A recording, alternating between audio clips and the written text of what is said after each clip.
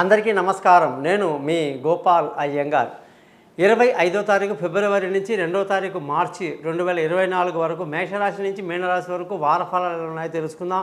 మీరందరూ మీ జాతకాలు తెలుసుకోవడానికి కోసం పైన నేను ఇచ్చిన 3 నెంబర్లు నన్ను కాంటాక్ట్ చేయండి. మీ date of birth, time of birth, place of birth ఉంటే మొత్తం మీ జీవితంలో జరిగిపోయింది, జరుగుతుంది, జరగబోయేది మొత్తం చెప్పొచ్చు. అలాగే మీకు డేట్ ఆఫ్ బర్త్ లేకపోతే మీ ముఖం కనిపించే ఒక ఫోటో, మగవాళ్ళు రైట్ హ్యాండ్, ఆడవాళ్ళు లెఫ్ట్ హ్యాండ్ రేఖలు పంపించండి. మీ జాతకాలు రెడీ అయితే మీతో ఫోన్లో మాట్లాడతాను, పరిహారాలు చెప్తాను, జాతకాన్ని కూడా 50 పేజీలు మీకు మెయిల్ చేస్తాను. మరి దీనికంటూ ప్రత్యేకంగా చిన్న గురుదక్షిణ ఉంటుందండి. అలాగే మీరందరూ కూడా ఈ నా ఛానల్ని సబ్స్క్రైబ్ చేస్తారని ఆశిస్తూ ఈ వారం 12 రాశులకు ఎలా ఉందో తెలుసుకుందాం.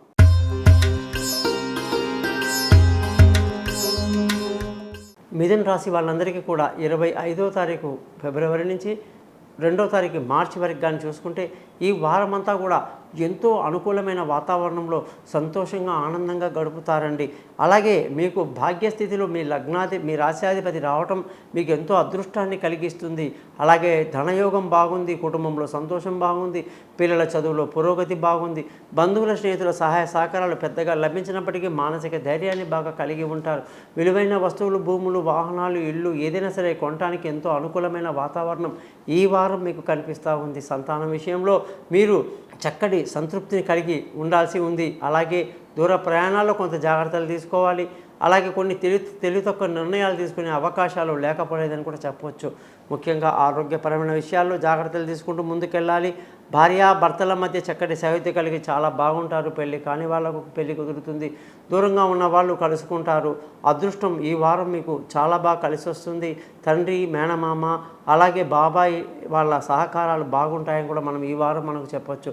ఉద్యోగంలో మంచి ప్రమోషన్లు, ఇంక్రిమెంట్లు, పై అధికారుల ప్రశంసలు, ఇంటర్వ్యూలో సక్సెస్ అవ్వడాలు ఇవన్నీ మీకు బాగా కలిసి వస్తాయి.